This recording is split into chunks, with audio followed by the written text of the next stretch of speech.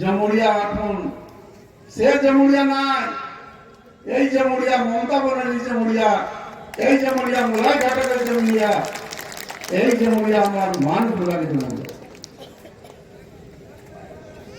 উনি কালকে 16 তারিখে যে কথাটা বলেছেন, চোর বলেছেন আমাকে, উনাকে প্রমাণ করতে হবে যে আমি কোথায় চুরি করেছি। সারা চোর ঘোড়াকে নিয়ে এখানে মিটিং করেছে, আজুবাজুতে ওই চোর ঘোড়া বসেছিল, আর নেতা বলছে কি আমি চোর। আরে আমরা ভোট চোর নাই, শুভেন্দু বাবু বুঝলেন, আমরা মানুষের দিলের চোর আছি, মানুষ দিলের সাথে আছি। আপনি অভিযোগ করেছেন, আমার উপরে অভিযোগ করেছেন। উনার কাছে গাড়ি আছে, বাড়ি আছে। শুভেন্দু বাবু ফ্যামিলি ব্যাকগ্রাউন্ড আপনি হরিরাম সিং এর জানেন নাই। আমি এই জমিনে পয়দা হয়েছি, আমার বাবা এখানে চাকরি করতো। ভোটারের নাম বাদ দিয়ে ওরা পশ্চিমবঙ্গকে দখল করবে। একটা অসময় এসআইআর চাপিয়ে দিল ভারতবর্ষের নির্বাচন কমিশন।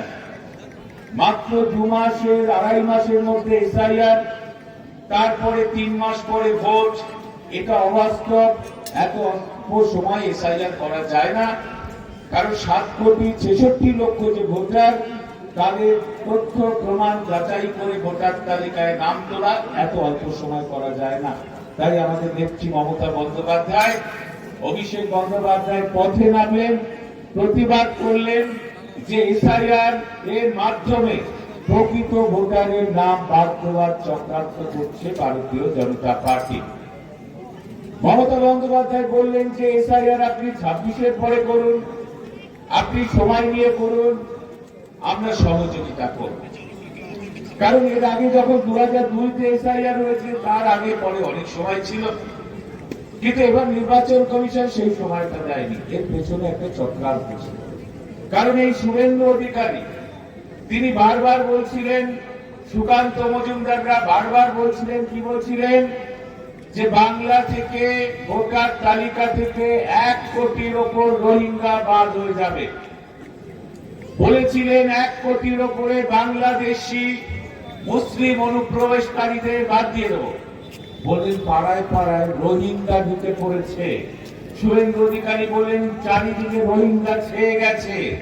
বললেন যে দড়ি দিয়ে বেঁধে এই রোহিঙ্গাদের আমরা মায়ানমারে পাঠিয়ে দেব কিংবা কক্সবাজারে পাঠিয়ে দেব।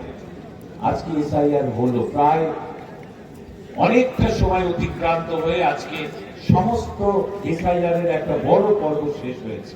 কি দেখছি আমরা, একটা রোহিঙ্গা খুঁজে পেয়েছেন নির্বাচন কমিশন, একজন বাংলাদেশি অনুপ্রবেশকারীকে খুঁজে পেয়েছেন, কিন্তু সব থেকে ক্ষতিগ্রস্ত কাদের হচ্ছে?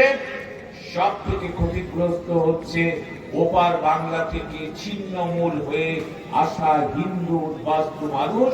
এই নদিয়া 24 পরগনার বর্ডার এলাকাগুলোতে যারা বসবাস করছে, যারা উদ্বাস্তু কলোনিতে থাকেন, সেই সমস্ত মানুষের নাম আজকে কিন্তু সন্দেহের তালিকায় রয়েছে এবং তাদের হিয়ারিং এ গিয়ে প্রমাণ করতে হবে। আর কাদের অসুবিধা হলো? অসুবিধা হলো ভারতবর্ষের অন্যান্য রাজ্য থেকে, বিহার থেকে, উত্তরপ্রদেশ থেকে, অন্যান্য রাজ্য থেকে যে সমস্ত মানুষেরা বহুকাল ধরে এই বাংলায় এসেছিলেন, এই আসানসোল, রানীগঞ্জ, শিল্পাঞ্চলে কাজ করেছিলেন, এখানকার কলিয়ারিগুলোতে তারা শ্রমিক হিসেবে কাজ করেছিলেন, যে মানুষগুলো যারা এই বাংলাকে ভালোবেসে থেকে গিয়েছিলেন, এই বাংলাকে বিভিন্ন নির্বাচনে ভোট দিয়ে পঞ্চায়েত তৈরি করেছেন, মিউনিসিপ্যালিটি তৈরি করেছেন, বিধানসভায় ভোট দিয়েছেন, লোকসভায় ভোট দিয়েছেন, সেই অনেক মানুষের কিন্তু আজকে এসআইআর এর ফলে আজকে সমস্যা তৈরি হয়েছে।